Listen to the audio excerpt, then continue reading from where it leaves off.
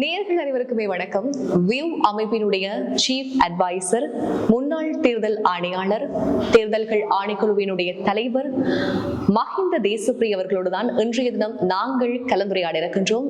சமகால அரசியலினுடைய நிலவரங்கள், முற்காலத்து, பிற்காலத்து, சமகாலத்து, இப்படி பல விடயங்களை பேச இருக்கின்றோம்.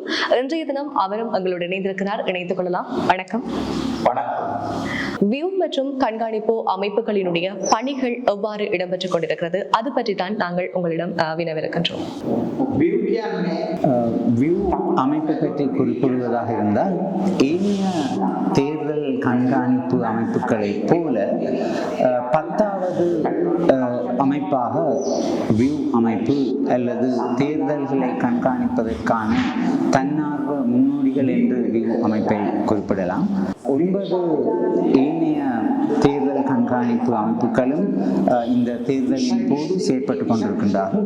எம்மை பொறுத்தவரையில் 2013ஆம் ஆண்டில் தான் நாங்கள் ஆரம்பித்தோம். 2023ஆம் ஆண்டு ஆகும் போது நாங்கள் 10 ஆண்டுகள் நிறைவு செய்திருக்கின்றோம். எங்களுடைய எதிர்பார்ப்பு என்னவென்றால், இன்னும் 10 ஆண்டுகள் 2033ஆம் ஆண்டளவில் நாங்கள் எங்களுடைய அமைப்பை கலைக்க எண்ணியிருக்கின்றோம். ஏனெனில் இந்த தேர்தல் கண்காணிப்பு என்ற விடயத்தை பொறுத்தவரை இது மக்களால், பிரஜைகளால் கண்காணிக்கப்பட வேண்டிய ஒன்று. ஆகவே இந்த 10 ஆண்டு காலகட்டத்தில் நாங்கள் பிரஜைகளுக்கு வலுவூட்டி, பிரஜைகளுக்கு அறிவூட்டி, அவர்கள் கண்காணிப்பு நடவடிக்கைகளை ஆரம்பித்த பின்பு நாங்கள் ஒதுங்கிவிடுவோம். அப்போது பிரஜைகளே இந்த தேர்தல்கள் நீதியான, நியாயமான தேர்தல்கள் இடம்பெறுவதையும், தேர்தல்கள் சட்டங்களுக்கு அமைய இடம்பெறுவதையும் அவர்களை கண்காணித்து வருவார்கள். அதே போல இந்த தேர்தல் கண்காணிப்பு அமைப்புகள் என்று சொல்கின்ற போது கட்சிகளுடைய கொள்கைகள் தொடர்பாக எடுத்துக் கூறுவதற்கும் அவர்களுக்கு பல அவகாசங்கள் வழங்கப்பட்டிருக்கின்றன. ஆகவே இந்த வகையில் எங்களுடைய செயற்பாடு அமைந்திருக்கிறது.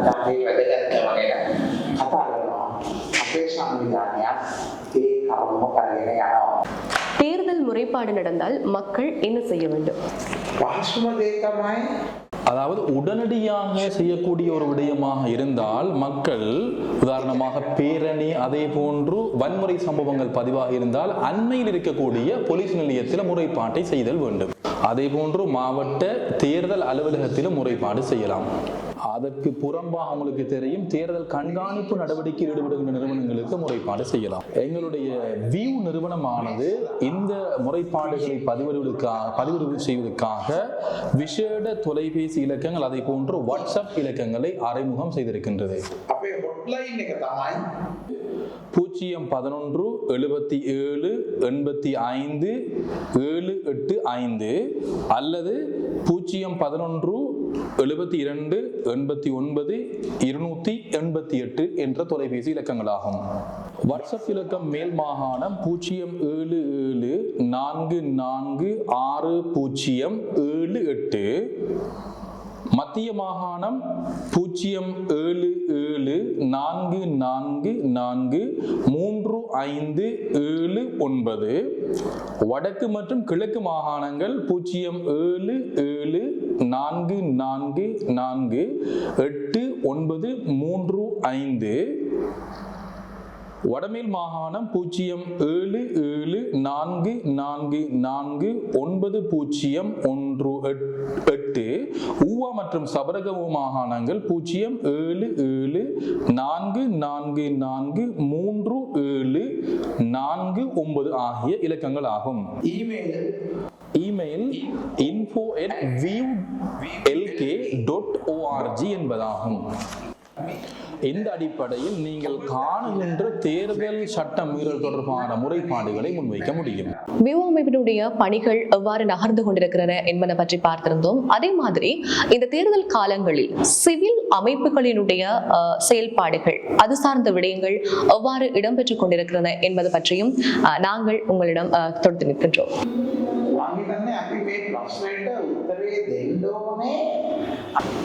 குறிப்பாக ஏற்கனவே குறிப்பிட்டது போல வியூ அமைப்பு என்னென்ன நடவடிக்கைகளில் ஈடுபட்டிருக்கின்றது என்பது பற்றி குறிப்பிட்டோம். எம்மை பொறுத்தவரையில் ஏனைய தேர்தல் கண்காணிப்பு அமைப்புகளைப் போலவே நாடு பூராவும் பொதுமக்களுக்கு அறிவூட்டுவதில் தான் நாங்கள் ஈடுபட்டு வருகின்றோம். குறிப்பாக 25 மாவட்டங்களிலும் எங்களுடைய செயற்பாடு அமைந்திருக்கின்றது. கிட்டத்தட்ட ஏற்கனவே 750 அப்படியான நிகழ்ச்சிகளை நாங்கள் நடத்தி இருக்கின்றோம். அடுத்த வார இறுதி வரை நாங்கள் இந்த நிகழ்ச்சிகளை தொடர்ந்து நடத்துவோம். அப்போது கிட்டத்தட்ட 1500 நிகழ்ச்சிகளை நாங்கள் நடத்தி முடிப்போம் என்று கருதுகின்றோம். இந்த வாக்காளர்களுடைய முக்கியத்துவம், அவர்களுடைய பலம், அவர்களுடைய அதிகாரம், அது ஏன் முக்கியத்துவம் வாய்ந்தது, அவர்கள் இந்த கொள்கைகளை தீர்மானிக்கின்ற போது எப்படியான நடவடிக்கைகளை மேற்கொண்டிருக்கின்றார்கள் என்பது தொடர்பாகத்தான் நாங்கள் இந்த அறிவூட்டல் நிகழ்ச்சிகளிலே செயற்பட்டு வருகின்றோம். குறிப்பாக இந்த தேர்தல்கள் சட்டங்களை மீறிய சம்பவங்கள் பற்றி கிட்டத்தட்ட 500 முறைப்பாடுகளை நாங்கள் முன்னெடுத்து சென்றிருக்கின்றோம். மூன்றாவதாக இந்த சமூக வலைத்தளங்கள் எந்த வகையில் இந்த தேர்தல் சட்டங்களை மீறுகின்றன என்பது பற்றி நாங்கள் கண்காணித்து முறைப்பாடு செய்திருக்கின்றோம். குறிப்பாக இந்த சிவில் சமூக அமைப்புகள் தேர்தல் கண்காணிப்பு என்ற விடயத்தில் மிகவும் முக்கியத்துவம் வாய்ந்தவை என்பதை நாம் இங்கு குறிப்பிட வேண்டும். ඒක තමයි මම හිතන්නේ ඔබ ප්‍රශ්නයක් විදියට අපේ ගැඹුරු සම්බන්ධයෙන් සාකච්ඡා කරන්න ඕන. ஏன் இந்த சிவில் சமூக அமைப்புகள் தேவைப்படுகின்றன? இதனுடைய கடந்த கால செயல்பாடுகள் பற்றி எங்களுக்கு கூற முடியும்? ඇයි අපිට මේ සිවිල් සංවිධාන නැත්නම් දෙවිච්ච සංවිධාන ඕනේ? சிவில் சமூகங்கள் முக்கியத்துவம் வாய்ந்தன என்று கேட்டீர்கள். குறிப்பாக இந்த தேர்தல் வாக்களிப்பு என்று வருகின்ற போது அங்கு சுதந்திரமானதும் நியாயமானதுமான தேர்தல் தான் இடம்பெற வேண்டும். ஆரம்ப காலகட்டங்களில் இலங்கையிலும் உலகளாவிய ரீதியிலும் இந்த நியாயமான நீதியான தேர்தல்கள் முழுமையாக இடம்பெறவில்லை என்றுதான் சொல்ல வேண்டும். எனவே கடந்த 40 ஆண்டுகளுக்கு முன்பு, குறிப்பாக உங்களுக்கு ஞாபகம் இருக்கலாம், 1981ஆம் ஆண்டில் இந்த யாழ்ப்பாணத்திலே இடம்பெற்ற தேர்தல்களை பொறுத்தவரையில் அந்த ரீஜனல் கவுன்சில்ஸ் என்று சொல்லக்கூடிய பிராந்திய வலயங்களுக்கான தேர்தல் நடைபெற்ற போது அங்கு வாக்குப்பட்டியல் களவாடப்பட்டன. அந்த தேர்தல் முழுமையாக சின்னாபின்னமாக்கி நாசப்படுத்தப்பட்டது. எனவே இப்படியான சந்தர்ப்பம் எழுகின்ற போது உங்களுக்கு ஞாபகம் இருக்கும், 1982ஆம் ஆண்டு இடம்பெற்ற இந்த சர்வஜன வாக்கெடுப்பு அல்லது ரெஃபரண்டம் என்று சொல்லக்கூடிய இந்த தேர்தலின் போது கூட மிகவும் மோசமாக பல தேர்தல் வன்முறைகளும் தேர்தல் சட்டங்களை மீறுகின்ற நடவடிக்கைகளும் இடம்பெற்றன. ஆகவே இப்படியான சூழ்நிலையில்தான் இந்த சிவில் சமூக அமைப்புகள் ஒன்றிணைந்து தனித்தனியாகவும் ஒன்றிணைந்தும் செயற்பட்டன. குறிப்பாக சிவில் சமூக அமைப்புகள் என்று சொல்கின்ற போது அது ஆசிரியர்களுடைய சங்கமாக இருக்கலாம், தொழிலாளர்களுடைய சங்கங்களாக இருக்கலாம், விவசாயிகளுடைய சங்கங்களாக இருக்கலாம், வைத்தியர்களுடைய சங்கங்களாக இருக்கலாம், ஊடகவியலாளர்களுடைய சங்கங்களாக இருக்கலாம். அவை இணைந்தும் தனித்தனியாகவும் இந்த தேர்தல் நீதியானதும் நியாயமானதுமாக அமைய வேண்டும் என்று குரல் எழுப்பின. குறிப்பாக இந்த காலகட்டத்தில் MFFE என்று சொல்லக்கூடிய நீதியான நியாயமான தேர்தலுக்கான மக்கள் இயக்கம் என்ற அமைப்பும், பெஃப்ரல் என்ற அமைப்பும், CMEV போன்ற அமைப்புகளும் இந்த துறையிலே ஈடுபாடு செயற்பட்டன. உங்களுக்கு ஞாபகம் இருக்கலாம், 2000ஆம் ஆண்டிலே ஒரு முக்கியமான ஒரு உயர் நீதிமன்ற தீர்ப்பு வந்தது. குறிப்பாக அன்று 98ஆம் ஆண்டு மாகாண சபை தேர்தல்களை பிற்போடுவதற்கான முயற்சிகள் மேற்கொள்ளப்பட்டன. அச்சந்தர்ப்பத்திலே சுதந்திர ஊடக இயக்கம், ஃப்ரீ மீடியா மூவ்மெண்ட் என்று சொல்லக்கூடிய அமைப்பு உயர் நீதிமன்றத்திலே ஒரு வழக்கு தொடர்ந்தது. அதாவது வாக்குரிமை என்பது மக்களுடைய அடிப்படை உரிமை. அந்த உரிமையை பறிப்பதற்கோ பிற்போடுவதற்கு எவருக்குமே அதிகாரம் இல்லை என்று அங்கு குறிப்பிடப்பட்டது. அதே போல பேராசிரியர் அர்ஜுன பராக்கிரம் அவர்கள் இந்த விடயம் தொடர்பாக ஒரு தேர்தல் ஆணையாளருக்கு எதிராக ஒரு வழக்கை தொடர்ந்தார். இந்த வழக்கின் போது தேர்தல் ஆணையாளர் உடன்பட்டார். அதாவது வன்முறை இடம்பெற்றால் அந்த மோசமான சூழ்நிலை இடம்பெறக்கூடும். எனவே அப்படியான சந்தர்ப்பங்களில் இந்த தேர்தல்களை ரத்து செய்ய வேண்டும் என்று தீர்மானிக்கப்பட்டது. ஒரு தேர்தல் வாக்களிப்பு நிலையத்திலே மோசமான முறையிலே வாக்களிப்பு இடம்பெற்றால் அல்லது வன்முறை இடம்பெற்றால் அந்த வாக்களிப்பு நிலையத்தின் வாக்குச்சீட்டுகள் எண்ணுவது தொடர்பாகவும் அந்த தேர்தல்கள் சம்பந்தமான முடிவுகளை வெளிப்படுத்துவது தொடர்பாகவும் அதை ரத்து செய்வதற்கான அதிகாரம் அதன் பின்புதான் தேர்தல் ஆணைக்குழுவிற்கும் ஆணையாளருக்கும் கிடைத்தது. அது மாத்திரமல்ல, 2000ஆம் ஆண்டிலே மட்டக்களப்பிலே உங்களுக்கு ஞாபகம் இருக்கலாம், இராணுவத்தினுடைய கட்டுப்பாடு இருந்த ஒரு பிரதேசம் இருந்தது. அதே போல போராளிகளுடைய கட்டுப்பாடு நிலவிய ஒரு பிரதேசமும் இருந்தது. போராளிகளுடைய பிரதேசத்தில் இருந்து இராணுவ கட்டுப்பாடு இருக்கக்கூடிய பிரதேசத்திற்கு வாக்காளர்கள் வந்து வாக்களிப்பதற்கு இராணுவம் பாதுகாப்பு காரணங்களை முன்வைத்து மறுத்தது.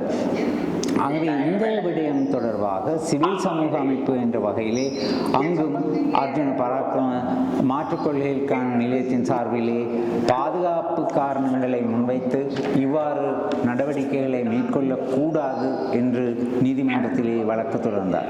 இந்த வழக்கின் போதும் மக்களுக்கு சார்பாகத்தான் நீதி வழங்கப்பட்டது. அதே போல பெஃப்ரல் அமைப்பானது 2005ஆம் ஆண்டில் உண்மையிலேயே இந்த அடையாள அட்டை மிகவும் முக்கியத்துவம் வாய்ந்தது வாக்களிக்கின்ற போது என்ற சட்டம் சார்பாக தனியாக தேசிய அடையாள அட்டையை மாத்திரம் ஏற்றுக்கொள்வது தவறு, அதனால் மற்ற அடையாள அட்டைகள் உள்ளவர்கள் வாக்களிக்க முடியாத ஒரு நிலை இருக்கிறது என்று வழக்கு தொடர்ந்தது. இந்த வழக்கு சம்பந்தமான தீர்ப்பாக உண்மையிலேயே அந்த போட்டோ ஐடென்டிட்டி என்று சொல்லக்கூடிய கிராமோத்தியோத்தர் அல்லது இந்த வாகன உத்தரவு பத்திரம் அல்ல வாகன ஓட்டுகின்ற உத்தரவு பத்திரம் ஆகிய பல அடையாள அட்டைகள் இன்று தேர்தல் ஆணையாளர் திணைக்களம் ஏற்றுக்கொண்டிருக்கின்றது. அதன் பின்பு கஃபே அமைப்பும் இந்த போராளிகளுடைய செயற்பாடுகள் தொடர்பாக ஒரு வழக்கை தொடர்ந்தது. அந்த வழக்கிலும் மக்களுக்கு சார்பாகத்தான் வெற்றி கிடைத்தது. இறுதியாக உங்கள் எல்லோருக்கும் தெரியும், இந்த உள்ளூராட்சி தேர்தல்கள் ஒத்திவைக்கப்பட்டன பொருளாதார நெருக்கடி என்ற காரணத்தினால். எனவே இப்படியான பல சம்பவங்களின் போது சிவில் சமூக அமைப்புகள் தான் இந்த வழக்குகளை தொடர்ந்து வழக்குகளை வாதாடி மக்களுடைய உரிமைகளை காப்பாற்றி இருக்கின்றது. இதை நாங்கள் உண்மையிலேயே சரியாக புரிந்து கொள்ள வேண்டியவர்களாக இருக்கின்றோம். ஒரு மரண சங்கமாக இருக்கலாம் அல்லது வேறொரு சங்கமாக இருக்கலாம், இவை அனைத்துமே சிவில் சமூக அமைப்புகள் என்று நாங்கள் கருதுகின்றோம். இந்த அமைப்புகள் விழிப்புடன் நடந்து கொண்டால் ஒரு நீதியான தேர்தலை அமல்படுத்த முடியும் என்று நாங்கள் கருதுகின்றோம்.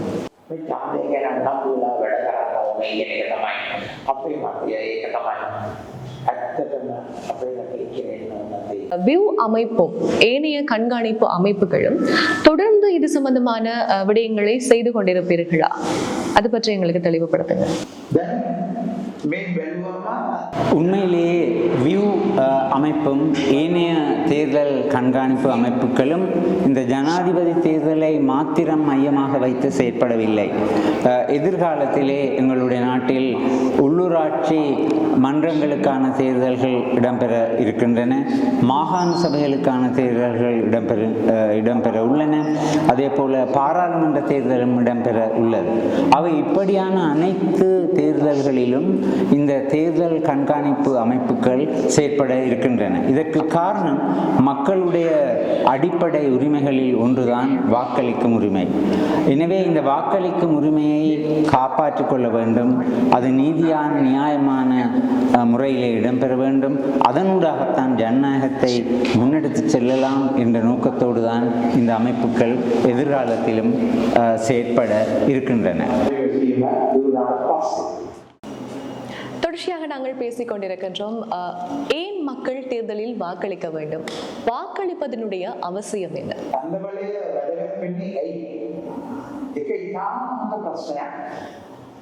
வாக்களிப்பது ஏன் முக்கியத்துவம் வாய்ந்தது என்று நாம் கருதுகின்ற போது, ஒரு ஜனநாயக முறைமையில் வாக்காளர்கள் தான் தங்களுடைய தலைவனை அல்லது தங்களை யார் ஆட்சி செய்ய வேண்டும் என்பதை தெரிவு செய்கின்றார்கள். ஆகவே இந்த ஜனநாயக முறை அமலுக்கு வருவதற்கு முன்பு உங்கள் எல்லோருக்கும் தெரியும், ஒரு சக்தி வாய்ந்தவன், ஒரு சண்டியன் அல்லது உடல் வலிமை கொண்டவன் தான் ஆட்சி செய்தான். அவனுடைய ஆட்சி செயலிழக்கின்ற போது அவனுடைய மகனோ மகளோ சகோதரனோ சகோதரியோ அல்லது நெருங்கிய உறவினரோ மச்சானோ அந்த ஆட்சி அதிகாரத்தை பொறுப்பேற்கின்ற ஒரு நிலைமைதான் இருந்தது. ஆனால் ஜனநாயக முறை என்று சொல்கின்ற போது மக்கள் தங்களுடைய தலைவனை அல்லது தங்களை யார் ஆட்சி செய்ய வேண்டும் என்பதை மக்களே தெரிவு செய்கின்றார்கள். இதனை நாங்கள் அரசியல் அமைப்பின் 3வது அத்தியாயத்தில் காணக்கூடியதாக இருக்கிறது. குடியரசு, இலங்கை குடியரசு என்று சொல்கின்ற போது அது மக்களினுடைய இறையாண்மை கொண்ட ஒரு விடயமாக இருக்கிறது. இறையாண்மை என்றால் என்ன? அடிப்படை மனித உரிமைகள் பேணி பாதுகாக்கப்பட வேண்டும், ஆட்சி அங்கு பேணப்பட வேண்டும். அதே போல உண்மையிலே அந்த வாக்களிக்கின்ற உரிமையும் அந்த மக்களுக்கு இருக்கிறது. உதாரணமாக இறையாண்மை என்று சொல்கின்ற போது நாடு எங்கள் எல்லோருக்கும் உரித்தானது. ஆகவே நாங்கள் விரும்பிய ஒரு ஆட்சியாளனை, ஒரு நிர்வாகியை ஒரு குறிப்பிட்ட மட்டுப்படுத்தப்பட்ட காலத்துக்கு நாங்கள் தெரிவு செய்கின்றோம். இதுதான் இந்த 3வது உறுப்புரையிலே குறிப்பிடப்படுகின்றது. அதே போல 4வது உறுப்புரையை நாங்கள் எடுத்தால் இந்த சட்ட வாக்கு அதிகாரம், மக்கள் தாம் எந்த வகையிலே ஆட்சி செய்யப்பட வேண்டும் என்பது பற்றி சட்டங்களை உருவாக்குகின்ற அதிகாரத்தை தான் நாங்கள் சட்ட வாக்கு அதிகாரம் என்று சொல்கின்றோம். அதுவும் மக்களால் தெரிவு செய்யப்படுகின்ற ஒருவருக்கு தான் வழங்கப்படுகின்றது. அடுத்ததாக நாங்கள் நிறைவேற்று அதிகாரம் என்று எடுத்துக்கொண்டால் நிறைவேற்று அதிகாரங்களும் மக்களால் தெரிவு செய்யப்படுகின்ற ஒரு நபருக்குத்தான், குறிப்பாக நிறைவேற்று அதிகாரம் கொண்ட ஜனாதிபதி அல்லது அமைச்சரவை என்ற வகையிலே அது செயற்படுகின்றது. எனவே 18 வயதிற்கு மேற்பட்ட ஒவ்வொரு பிரஜைக்கும் இந்த வாக்களிக்கும் உரிமை இருக்கிறது. அந்த வாக்களிக்கும் உரிமையை பயன்படுத்தி அவரோ அவளோ தன்னுடைய பிரதிநிதியை தெரிவு செய்யக்கூடிய உரிமை இங்கு வழங்கப்படுகிறது. இளைஞர்கள் சிலர் தேர்தலை புறக்கணிக்க நினைக்கிறார்கள். அதை பற்றி நீங்க என்ன நினைக்கிறீங்க? இது முன்னைய கேள்வியோடு தொடர்புடையதாகவும் இருக்கிறது. குறிப்பாக எங்களுடைய நாட்டிலே ஆண்கள், பெண்கள், கல்வி கற்றவர்கள், கல்வி கல்லாதவர்கள், தொழிலாளர்கள், விவசாயிகள், மதம், சாதி என்ற எதுவிதமான பிரதேசம் என்ற வகையில் எந்த விதமான வேறுபாடும் இல்லாமல் எங்கள் எல்லோருக்கும் இருக்கக்கூடிய ஒரு உரிமைதான் வாக்குரிமை. அப்போ வாக்குரிமையின் போது எங்களுக்கு எதுவிதமான பேதங்களும் கிடையாது. இப்போ மரணம் என்பது எல்லோருக்கும் பொதுவான ஒரு விடயம். அதே போல வாக்குரிமையும் எங்கள் எல்லோருக்கும் உரித்தான ஒரு உரிமை. 1931ஆம் ஆண்டில் தான் முதலாக சர்வஜன வாக்குரிமை இலங்கையில் அறிமுகப்படுத்தப்பட்டது. அதற்கு முன்னர் பணம் படைத்தவர்கள், கல்வி கற்றவர்களுக்கு மாத்திரம்தான் வாக்களிக்கும் உரிமை வழங்கப்பட்டிருக்கிறது. உண்மையில் எங்களுடைய நாட்டில் நாங்கள் வாக்களிக்காது விட்டாலும் கூட நாங்கள் பொது போக்குவரத்து சாதனங்களை, பொது போக்குவரத்திற்கான தெருக்கள், வீதிகளை, நாங்கள் நோயுற்றால் மருந்து அல்லது வைத்தியருடைய ஆலோசனை, இப்படி எல்லா விஷயங்களிலும் இந்த ஆட்சி என்பது தொடர்படுத்தப்பட்டிருக்கிறது. எங்களுடைய பிறப்பாக இருக்கலாம், திருமணமாக இருக்கலாம், இறப்பாக இருக்கலாம், இவை அனைத்தும் அரசினால் பதியப்படுகின்றது. போலீஸ் நிலையங்கள் இருக்கின்றன. எங்களுக்கு இடையிலே ஏதாவது பிணக்குகள் ஏற்படுகின்ற போது அவற்றை சீர் செய்வதற்காக. இந்த வகையிலே இந்த ஆட்சி என்பதை நாங்கள் எந்த வகையிலும் புறக்கணிக்கவோ மறுக்கவோ முடியாது என்பதை நாங்கள் புரிந்து கொள்ள வேண்டும். இப்போ வாக்களித்தல் என்று சொல்கின்ற போது அங்கு வாக்காளர்களுடைய சாதாரண பிரஜைகளுடைய குரல் ஒலிக்கின்றது. அவர்களுடைய அதிகாரத்தை அவர்கள் பயன்படுத்துகின்றார்கள். ஆகவே நாங்கள் வாக்களிக்காமல் விட்டால் அல்லது வாக்குச்சாவடிக்கு சென்று வாக்கு பத்திரத்திலே ஏதாவது கீறி வந்தால் அது என்ன நடக்கப் போகிறது? எங்களுடைய வாக்குரிமையை நாங்கள் வீணாக்குகின்றோம். உதாரணமாக இப்போ 100 பேர் ஒரு தேர்தலில் வாக்களிக்கின்றார்கள் என்று வைத்துக்கொள்வோம். அந்த 100 பேர் வாக்களிக்க வேண்டிய இடத்தில் 60 பேர் மாத்திரம் வாக்களிக்கின்றார்கள். 40% இவர்கள் ஒருவருமே தகுதியற்றவர்கள் என்று சொல்லி வாக்களிக்காமல் இருந்தால் என்ன நடக்கும்? அந்த தேர்தலின் பின்பு அந்த 60 பேர் வாக்களித்தவர்களில் ஆக கூடுதல் வாக்குகளை பெறுகின்றவர்கள் தான் பதவிக்கு வருகின்றார்கள். ஆகவே நாங்கள் விரும்பினாலோ விரும்பாவிட்டாலோ அந்த 60 பேர் மத்தியில் இருந்துதான் ஒருவர் தெரிவு செய்யப்படுகின்றார். ஆகவே நாங்கள் 40 பேர் வாக்களிக்காமல் இருப்பதால் எதுவிதமான பிரயோசனமும் கிடையாது. இதனை நாங்கள் முழுமையாக புரிந்து கொள்ள வேண்டும். எனவே வாக்களித்தல் என்று சொல்கின்ற போது நாங்கள் விரும்புகின்ற ஒரு வேட்பாளருக்கு நாங்கள் வாக்களிக்க வேண்டும். ஆனால் இந்த வாக்களிக்கின்ற போது நாங்கள் பொறுப்புடன் வாக்களிக்க வேண்டும். ஒருவர் எனக்கு இந்த உதவி செய்தார் அல்லது வேலை வழங்கினார் அல்லது காணி வழங்கினார் அல்லது நிதியுதவி வழங்கினார் அல்லது வேறு ஏதாவது சலுகை செய்தார் என்ற காரணத்தை வைத்துக்கொண்டு நாங்கள் வாக்களிக்க கூடாது. பொறுப்புடன் வாக்களிக்க வேண்டும். தகுதியானவருக்கு வாக்களிக்க வேண்டும். அதனூடாக அடுத்த 5 ஆண்டுகளுக்கு எங்களை ஆட்சி செய்பவர் யார் என்பதை நாங்கள் தீர்மானிக்கின்றோம். எனவே ஒருபோதும் வாக்களித்தலை நாங்கள் மறுக்கவோ அல்லது அதனை தவிர்க்கவோ கூடாது.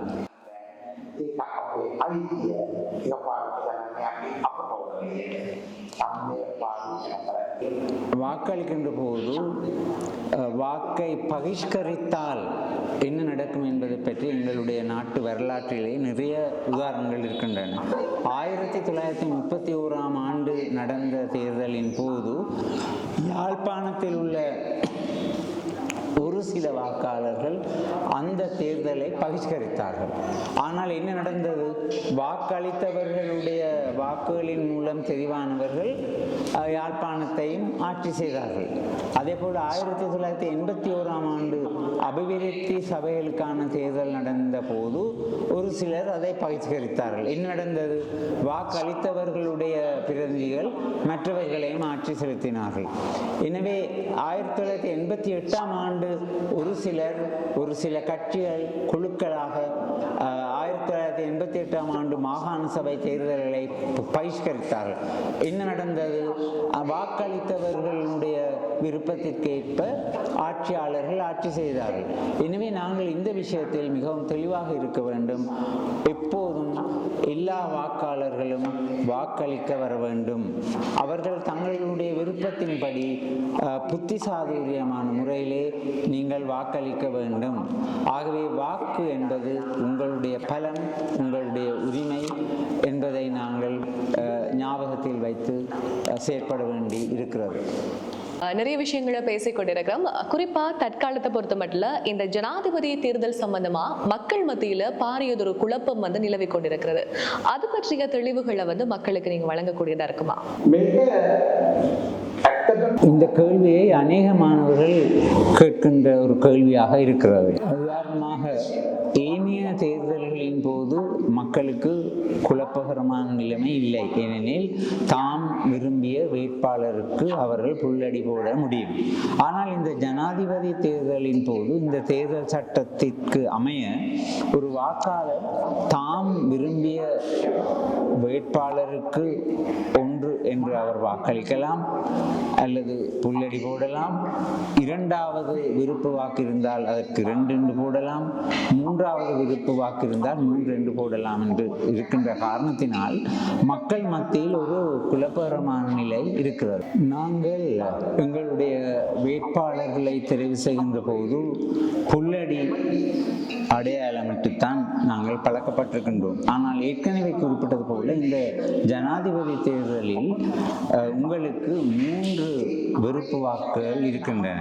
உதாரணமாக, ஒரு வேட்பாளரைத்தான் நீங்கள் விரும்புகின்றீர்கள், மற்றவர்களை விரும்பவே இல்லை என்றால் நீங்கள் அவருடைய பேருக்கு எதிராக ஒரு வெற்றுக்கோட்டிலே புல்லடியை நீங்கள் போடலாம். அதாவது மரபு ரீதியாக சம்பிரதாயபூர்வமாக நீங்கள் பயன்படுத்துகின்ற புல்லடியை போட்டுட்டு நீங்கள் வாக்குப்பத்திரத்தை பட்டியல் போடலாம். ஆனால் அதே நேரத்தில் நீங்கள் ஒரு வேட்பாளரை அதிகம் விரும்புகின்றீர்கள், இன்னும் ஒரு வேட்பாளர்களை இரண்டாம் மட்டத்தில் விரும்புகின்றீர்கள், மூன்றாவது மட்டத்தில் இன்னும் ஒருவரை விரும்புவதாக இருந்தால் உங்களுக்கு கூடிய விருப்பம் உள்ளவருக்கு அவருடைய பேருக்கு எதிரே இருக்கக்கூடிய வெற்றுக்கூட்டிலே நீங்கள் 1 என்ற அடையாளத்தை இடலாம். நீங்கள் இரண்டாவதாக உங்களுடைய விருப்ப வாக்கை வழங்க வேண்டும் என்று கருதினால் அந்த வேட்பாளருக்கு எதிரே 2 என்ற இலக்கத்தை போடலாம். மூன்றாவதாக நீங்கள் உங்களுடைய வாக்கை பயன்படுத்த விரும்புகின்ற வேட்பாளராக இருந்தால் அவருக்கு 3 என்ற இலக்கத்தை போடலாம். ஆனால் ஒரே ஒரு வேட்பாளரைத்தான் நீங்கள் விரும்புகின்றீர்கள், வேறு எவரையுமே விரும்பாவிட்டால் நீங்கள் மரபு ரீதியான புல்லடியை போட்டு நீங்கள் வாக்குப்பத்திரத்தை பெட்டிக்குள் போடலாம். ஆனால் 2வது 3வது விருப்புகள் இருந்தால் மாத்திரம்தான் இந்த 2, 3 என்று பயன்படுத்த வேண்டும். அதே நேரத்தில் புல்லடியையும் அடையாளமிட்டு 2 என்று போடுகிறார். நீங்கள் 1, 2 என்று போடுவதாக இருந்தால் முதலாவது உங்களுக்கு விருப்பமானவருக்கு 1, இரண்டாவதாக விரும்புவதற்கு 2, மூன்றாவதாக விரும்புவதற்கு 3. ஆகவே புல்லடியையும் இலக்கத்தையும் 2ஐயும் நீங்கள் பயன்படுத்த முடியாது. அப்படி பயன்படுத்தினால் உங்களுடைய வாக்கு செல்லுபடியற்ற வாக்காக கருதப்படும். இதையும் நாங்கள் வாக்காளர்கள் என்ற வகையிலே புரிந்து கொள்ள வேண்டும். ஒரு விருப்பு வாக்குகளை எண்ண வெளிக்கிடக்குள்ள ஒரு குழப்பகரமான நிலை அல்லது ஒரு வன்முறை ஏற்பட வெளிக்கிட்டால் என்ன நாங்க செய்யலாம்? අපි බැලුවොත් මේ මනාප ගණන් කරන්න නියෝගය දෙන වෙලාවයි පළවෙනි ප්‍රතිඵලය. ஆகவே இப்படியான ஒரு சூழ்நிலை, இந்த விருப்பு வாக்குகள் என்கின்ற போது அரசியல் கட்சி முகவர்களோ அல்லது மக்களோ பொறுமையிலிருந்து நடந்து கொண்டால் என்ன நடக்கும் என்ற ஒரு தவறான பரப்புரை இடம்பெறலாம். ஆனால் அப்படி ஒன்றும் நடக்கப் போவதில்லை. ஏனெனில் இறுதி பெறுவேறு விருப்பு வாக்குகளும் எண்ணி முடிந்த பின்புதான் இறுதி பெறுவேறு வழங்கப்படும். அதற்கு முன்பு பகிரங்கமாக யார் வெற்றி யார் தோல்வி என்று அறிவிக்கப்பட மாட்டாது. எனவே எங்களுடைய போலீஸ் திணைக்களம், எங்களுடைய ஆயுதப்படைகள் எல்லாமே இந்த விஷயத்தில் கண்ணும் கருத்துமாக இருப்பார்கள். எனவே அப்படி ஒரு வன்முறை ஏற்படுவதற்கான சாத்தியக்கூறுகள் கிடையாது.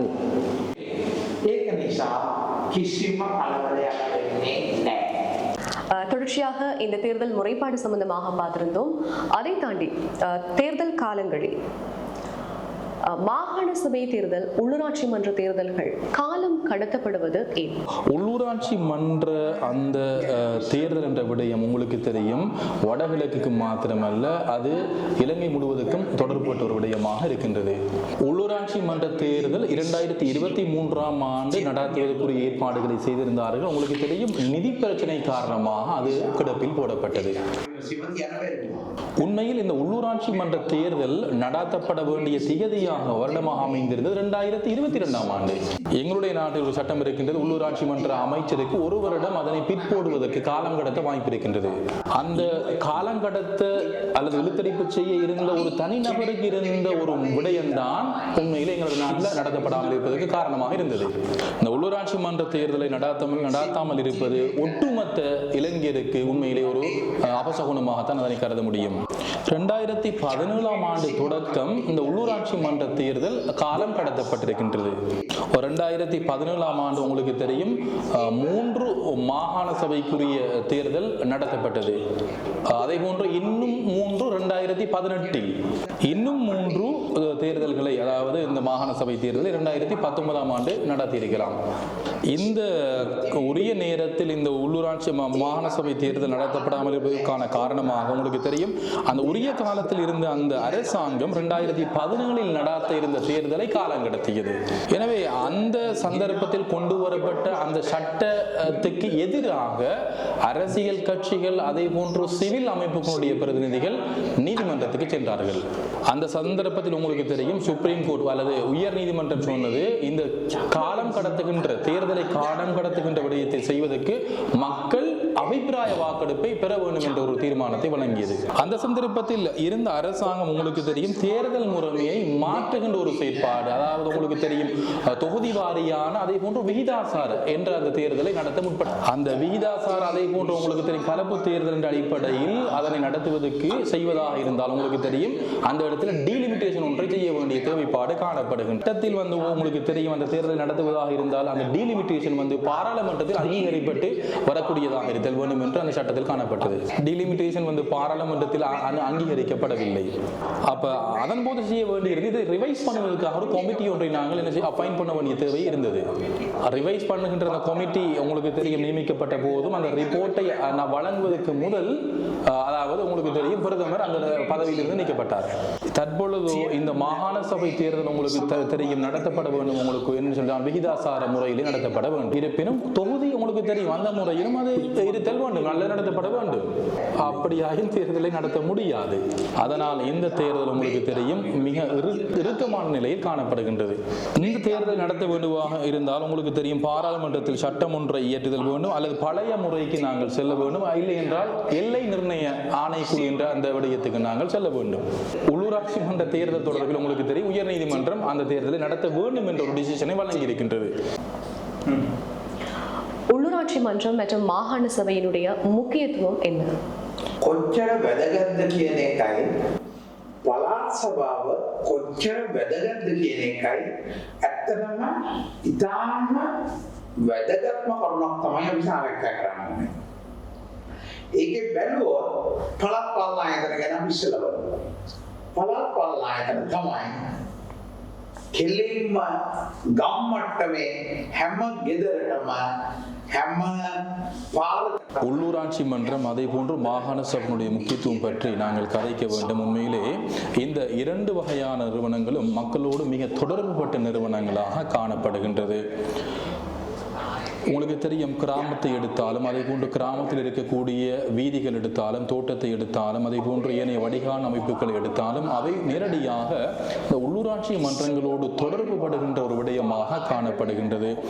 இலங்கையில் உங்களுக்கு தெரியும் கொழும்பு மாநகர சபை தான் முதலாவது உள்ளூராட்சி மன்ற நிறுவனமாக 1865ஆம் ஆண்டு அது ஸ்தாபிக்கப்பட்டது. மாநகர சபை நகர சபை அதே போன்று சிறிய நகர சபை கம் சபா என்ற அடிப்படையில் அவை ஆரம்பத்திலே அடையாளம் காணப்பட்டது. 1979ஆம் ஆண்டுக்கு பின்னர் அபிவிருத்தி சபை என்ற ஒரு விடயம் உருவாக்கப்பட்டது. கம் சபை அதே போன்று சிறிய நகர சபை இதன் போது ஒழிக்கப்பட்ட ஒரு விடயமாக அதன் போது மாறியது. 1987ஆம் ஆண்டு அபிவிருத்தி சபைக்கு பதிலாக ஒவ்வொரு பிரதேச செயலாளர் பிரிவிலும் பிரதேச சபை என்ற ஒரு விடயம் அறிமுகப்படுத்தப்பட்டது. தற்போது உங்களுக்கு தெரியும் மாநகர சபை நகர சபை பிரதேச சபை என்ற உள்ளூராட்சி மன்ற அந்த நிறுவனங்கள் 3 வகைகளாக வகைப்படுத்தப்பட்டிருக்கின்றது. 1970க்கு முன்னர் தொகுதி முறை அடிப்படையில் தான் பிரதிநிதிகள் தெரிவு செய்யப்பட்டார்கள். 1979ஆம் ஆண்டு விகிதாசார முறையும் 2018க்கு பின்னர் உங்களுக்கு தெரியும் இந்த கலப்பு ரீதியான அந்த தேர்தல் முறையும் இளைஞனுடைய அந்த அரசியல் வரலாற்றிலே இடம் பிடித்த விடயமாக கருதப்படுகின்றது.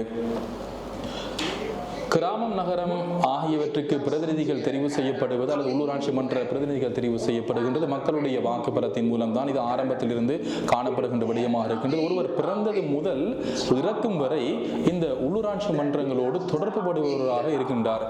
தாய்சேய் பிணி நிலையம் போஷாக்கு அதே போன்று விடயங்கள் உள்ளிட்ட அனைத்து விடயங்களை இந்த உள்ளூராட்சி மன்றங்கள் நிறைவேற்றி வருகின்றது. அது மாத்திரமல்ல மொண்டசூரி கலை மத அறிவுகளை வழங்குதல் அதே போன்று நாட்டியம் பூங்கா விளையாட்டு மைதானம் இவ்வாறான பல விடயங்கள் உள்ளூராட்சி மன்ற நிறுவனங்களோடு தொடர்பு பட்டதாக காணப்படுகின்றது.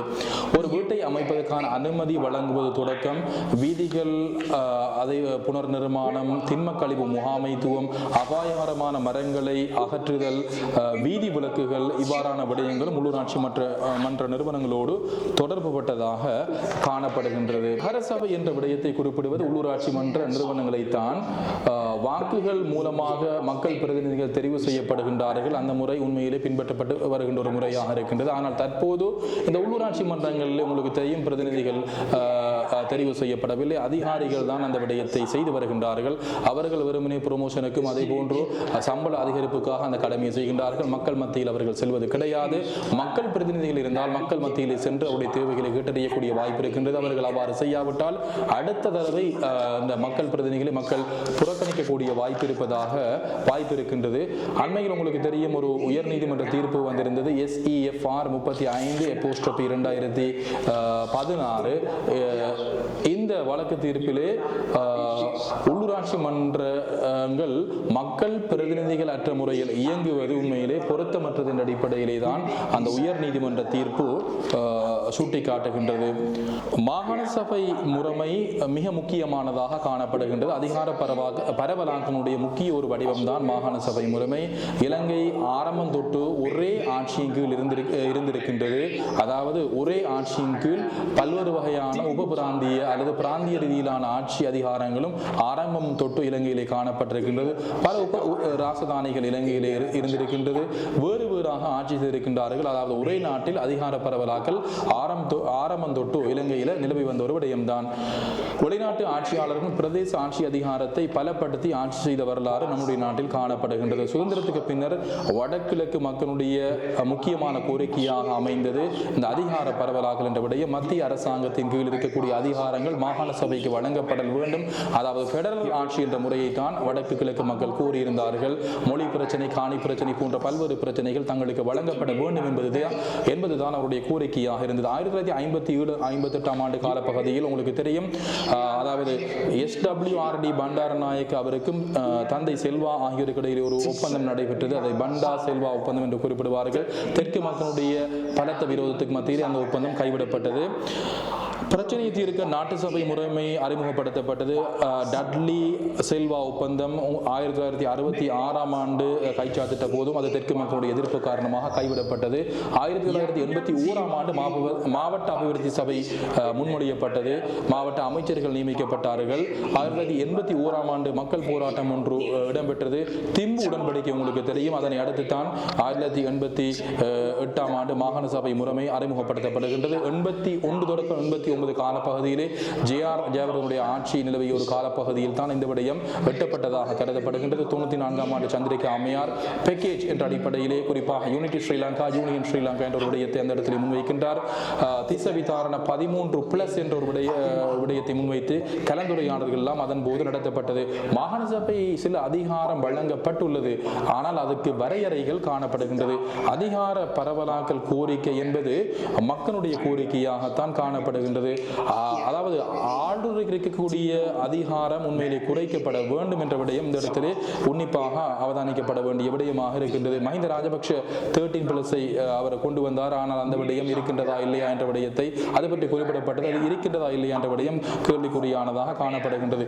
வீவு அமைப்பும் அதே போன்று எஃப்ரியல் அமைப்பும் இந்த மாகாண சபை முறைமையை நாங்கள் வலியுறுத்தி நிற்கின்றோம். இது உங்களுக்கு தெரியும், அரசியல் யாப்பின் ஊடாக வழங்கப்பட்ட ஒரு உரிமையாக இருக்கின்றது. எனவே அந்த மாகாண சபை முறைமை செயற்படுத்துவதன் ஊடாக மக்களுடைய பிரச்சனைகளுக்கு தீர்வு கிடைக்கும் என்ற விடயம் தான் இந்த இடத்திலே நோக்கத்தக்க விடயமாக காணப்படுகின்றது.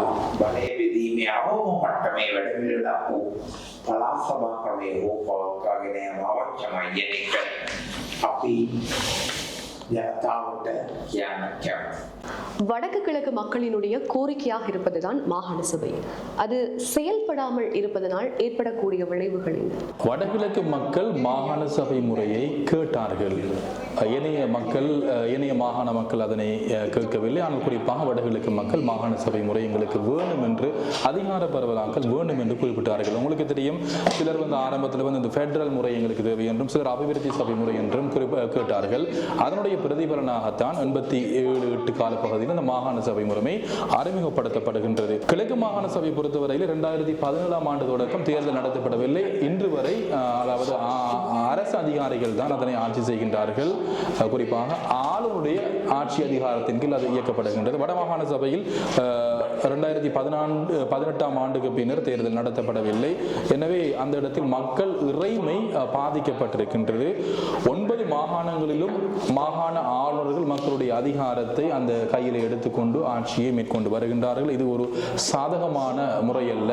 2016 ஆண்டு உயர் நீதிமன்ற தீர்ப்பு சொல்லுகின்ற விடயம் இந்த உள்ளூராட்சி மன்றம் அதே போன்று மாகாண சபை முறை இயக்கப்படுவது அல்லது ஆட்சி அதிகாரம் மக்கள் பிரதிநிதிகள் தான் அது ஆட்சிக்கு உட்படுத்தப்பட வேண்டும். அரசு உத்தியோகத்தர்கள் அதனை செய்வது பொருத்தமற்றதன் அடிப்படையில் உயர் நீதிமன்ற தீர்ப்பு காணப்படுகின்றது. மாகாண சபையிலே பல்வேறு துறைசார் விடயங்கள் இருக்கின்றது. மக்களுடைய நலன் சம்பந்தப்பட்ட பல விடயங்கள் மாகாண சபை முறை மூலமாக இயக்கப்படுகின்ற விடயங்களாக காணப்படுகின்றது. மக்களுக்கு ஆடை வழங்கப்பட்டுள்ளது. ஆனால் அந்த வழங்கப்பட்டுள்ள ஆடையை மக்கள் அணியவில்லை. இன்று ஆளுநர்கள் அதனை அணிந்து கொண்டு அந்த விடயத்தை கையில் எடுத்து செயற்படுகின்றார்கள். ஒரு பண்புடைய ஒரு சமூகத்திலே இந்த விடயம் உண்மையிலே மிகவும் ஏற்புடையதல்ல விடயம் என்றுதான் இந்த இடத்திலே நாங்கள் குறிப்பிட வேண்டும். ජනතාවගේ අතේ නොදී ආණ්ඩුකරුවරු පාලනය කරනවා. තමන්ගේ නියෝජිතව නැතුව පාලනය වෙනවයි කියන එක තරම් වැරදි දෙයක් ශිෂ්ට සම්පන්න ලෝකේ තවත් නැහැ. ඒක තමයි පාර්ලිමේන්තුවේ ප්‍රතිපා. நீண்ட காலமாக உள்ளூராட்சி சபை தேர்தல் மாகாண சபை தேர்தல் ஆகியன நடத்தப்படாமல் இருக்கின்றது. இவை நடத்தப்பட வேண்டுமாயின் மக்கள், அரசியல் கட்சிகள், அதே போன்ற ஊடகங்கள், தேர்தல்கள் ஆணைக்குழு, அரசியல் கட்சிகள் இவை என்ன செய்ய வேண்டும்?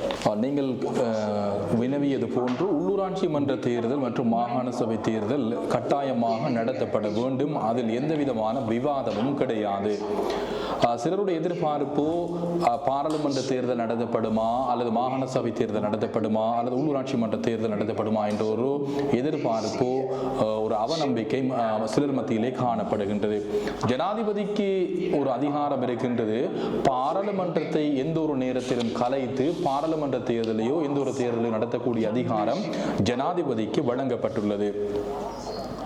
எதிர்வருகின்ற செப்டம்பர் மாதம் 15ஆம் தேதி உங்களுக்கு தெரியும் சர்வதேச ஜனநாயக தினமாக பிரகடனப்படுத்தப்பட்டிருக்கின்றது. நாங்கள் குறைந்தபட்சம் அந்த தினத்திலாவது நாங்கள் அழுத்தம் கொடுக்க வேண்டும்.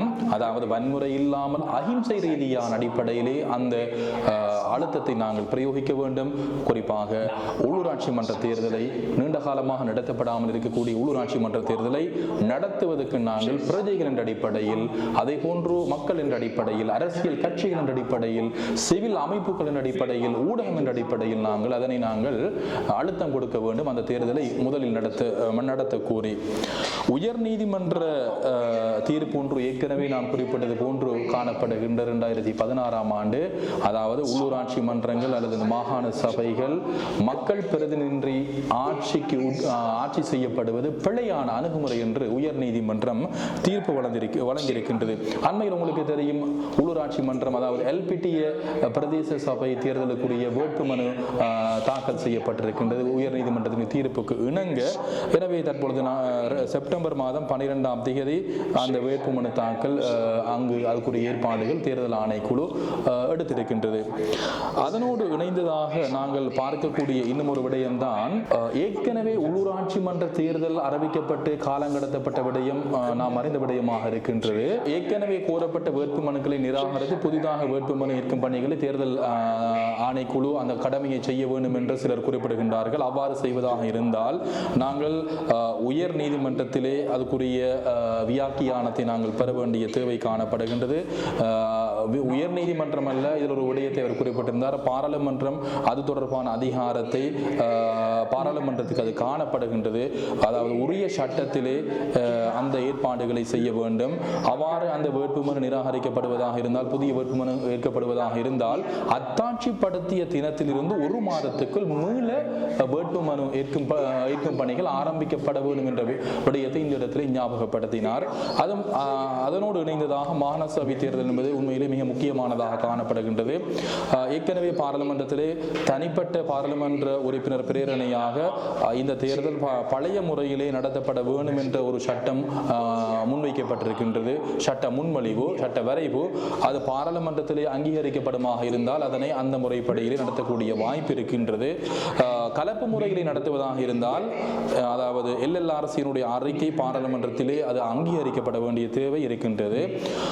ஜனாதிபதியாக இருந்த மைத்ரிபால சிறிசேன அவர்கள் அந்த சந்தர்ப்பத்திலே ஒரு தேர்தல் ஆணைக்குழுவிடம், அதாவது இந்த விடயம் தொடர்பாக அந்த சட்ட திருத்தம் தொடர்பான விடயத்தை முன்வைத்திருந்தார். தேர்தல் ஆணைக்குழுவின் அடிப்படையில் நாங்கள் உயர்நீதிமன்றத்துக்கு சென்றோம்.